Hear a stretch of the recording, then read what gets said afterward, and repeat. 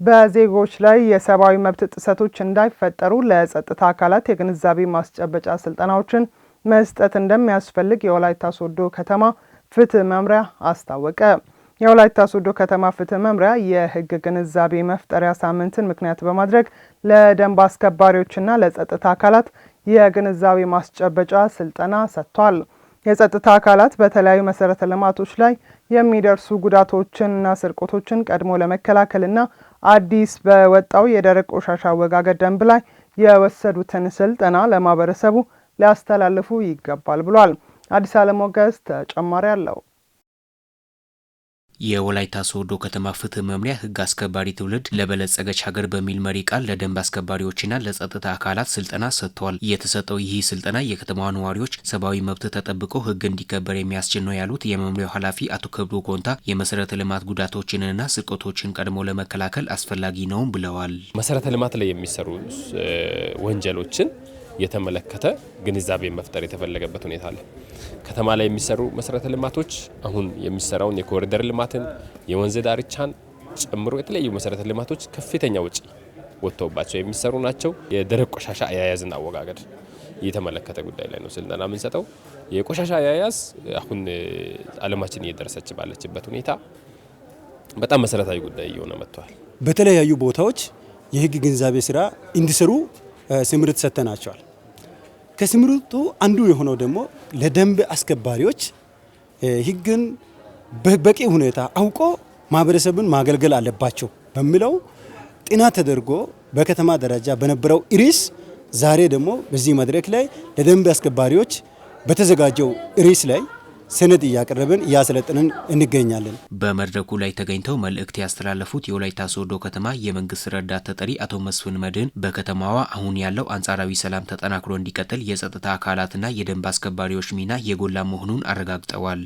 ሰላሙ የተጠበቀለት እንዲሆን ከሁሉ በላይ ሰላሙ የተጠበቀበት ግን ደግሞ አገራችን ኢትዮጵያ አሸናፊ ሆና የምትወጣበት ግብ ተቀምጦ ሲሰራ ቆይቶ እናንተው ሁላችሁም እዚህ የተገኛችሁ ደንብ አስከባሪዎች፣ የሰላምና ጸጥታ ባለሙያዎች፣ የፍትህ መምሪያ ባለሙያዎች ባደረጉት እልህ አስጨራሽ ትግል አንድም ኩሽታ ሳይኖር ፍትሃዊ ነፃ ሆኖ ዲሞክራሲያዊ ሆኖ ሰላማዊ ሆኖ ከግንቦት 24 ማግስት ከ25 ጀምሮ ሰው ወደ ልማት ገብቶ ልማት ስራን እንዲሰራ የአካባቢውን ሰላም እንዲያስጠብቅ ያደረጋችሁት አስተዋጽኦ ከፍተኛ ነበር። የተሰጠው ስልጠናን ተግባራዊ ሲሆን ማህበረሰቡ ለህግና ደንብ ተገዢ እንዲሆን የሚያስችል መሆኑም ነው የተመላከተው። ህግ የሚያስከብር አካል ህግ የሚጥስ ከሆነ ህግ የሚከበርበት ሁኔታ አስቸጋሪ ነው የሚሆነው። ስለዚህ ከዚህ አንጻር እነዚህ አካላት የሚወስዱት ግንዛቤ በቀጣይነት ላይ በተለይ በዚህ ከተማ ላይ ለሚሰራው የህግ በላይነትን ከማስከበር ስራ አንጻር በጣም ሰፊ ድርሻ ስላለው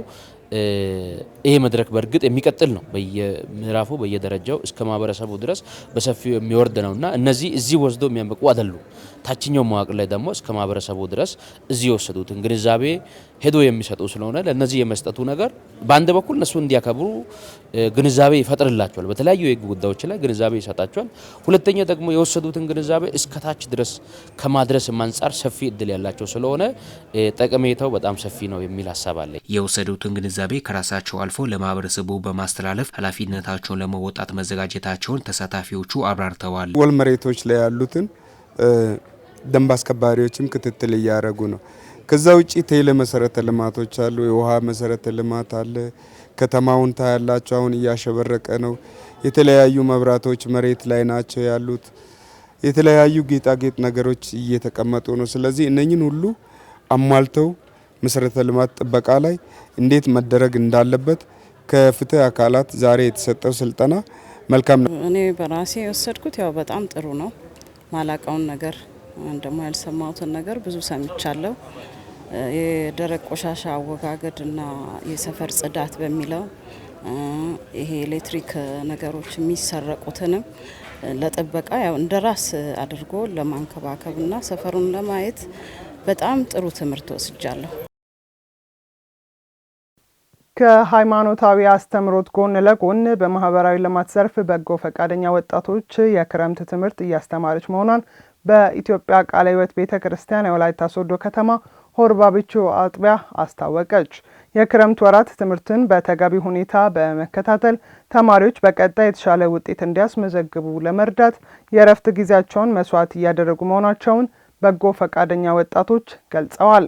ያለፈውን ለማስታወስና ለቀጣይ የበለጠ ለመዘጋጀት የክረምት ትምህርት የሚያበረክተው ፋይዳ የላቀ ነው ተብሏል።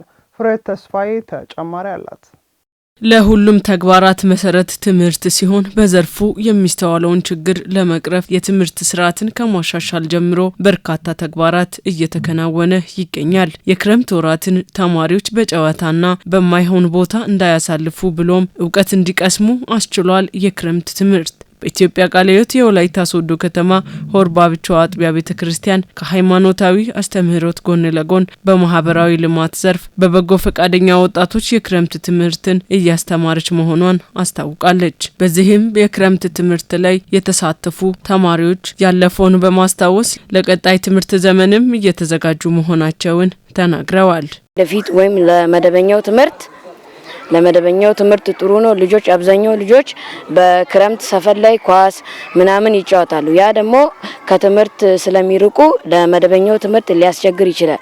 እዚህ ግን እኛ ስንማር ለመደበኛው ትምህርት ጥሩ የሆነ ስንቅ እናገኛለን። በእኔ አመለካከት ትምህርት መማር ጥሩ ይመስለኛል። በክረምት በመደበኛ ትምህርት ተምረን ክረምት ደግሞ ድጋሜ ስንማር ድሮ የተማርነው እናስታውሳለን።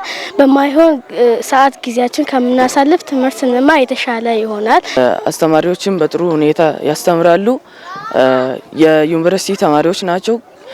ይሄ ለነሱ የእረፍት ጊዜ ስለሆነ የእረፍት ጊዜዎቻቸውን ለኛ ሰውተው እኛን በጥሩ ሁኔታ እያስተማሩ ነው። መጀመሪያ በ9ኛ ክፍል ላይ የተማርኩትን ትምህርት እዚህ መተን ደግሞ እየከለስን ነው እንዳረሳ እያደረገን ነው። እዚህ በተማርን ጊዜ ለቀጣይ ዓመት ትልቅ እውቀትን አግኝተን ነው የምንሄደው። እዛ በምንማርበት ጊዜ ደግሞ ጥሩ ውጤት እንድናመጣ ለኛ ይረዳናል።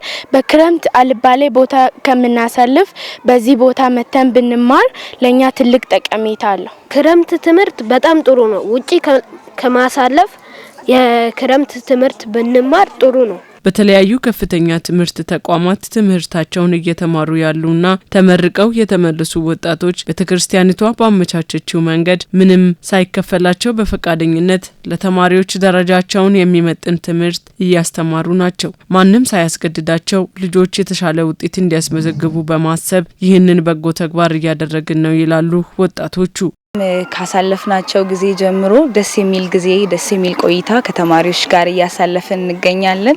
እኛም እየተጠቀምን ነው። እነሱንም የቻልነውን ሁሉ በማድረግ ለሚቀጥለው የትምህርት ጊዜያቸው የተሻለ ነገርን ይዘው እንዲሄዱ ለማድረግ እየጣርን ነው። ተማሪዎችን በማስተማራችን አንደኛ ያው ሳቲስፋክሽን ነው። ያው በጎ አድራጎት ነው የምንሰጠው። ብር የለንም። ስለዚህ ዋናው በየአመቱ ይሄ የሚደረግ ቲም ነው፣ ቻሪቲ ቲም ነው። ከዛ ደግሞ በየአመቱ ተማሪዎችን ሰብስበን ከአንደኛ ክፍል እስከ 12ኛ ክፍል እናስተምራቸዋለን። በዚህ ስራ የተሰማሩ ወጣቶችን በማመስገን ቤተክርስቲያኒቱ የክረምት ትምህርት በየአመቱ እያስተማረችና አስፈላጊውን ድጋፍ ስታደርግ መቆየቷን የገለጹት መጋቢ ዳዊት ኦቶሮና የትምህርት ቤቱ ዋና ርዕሰ መምህር አቶ ዳንኤል ዶኮ በስነ ምግባር የታነጸ ትውልድ ከማፍራት አኳያ የሚጠበቀውን ኃላፊነት እየተወጣን እንገኛለን ብለዋል። ዩኒቨርሲቲ ላይ እየተማሩ ያሉ ተመርቀው ደግሞ የተመለሱ ተማሪዎች ወደ 20 ምናምን መምህራኖች አሉ። እነዚህ መምህራኖች የቤተ ክርስቲያናችን አባል ናቸው። በበጎ ፈቃድ ምንም ክፍያ ሳይኖራቸው ከአንደኛ ክፍል እስከ 12ኛ ክፍል ያሉ ተማሪዎቹን የዚህ የሆርባብቾ ትምህርት ቤት ብቻ ሳይሆን በአጎራባች ካሉ ትምህርት ቤቶች ሁሉ በሃይማኖትም ሳይለዩ ሁሉም ተማሪዎች እዚህ ግቢ ውስጥ መጥቶ በሁለት ወር ውስጥ የክረምት ትምህርት በበጎ ፈቃድ መምህራኖች እያስተማሩ ይገኛሉ። እነሱን በጣም ስለነሱ እንጸልያለን፣ እንባርካቸዋለን።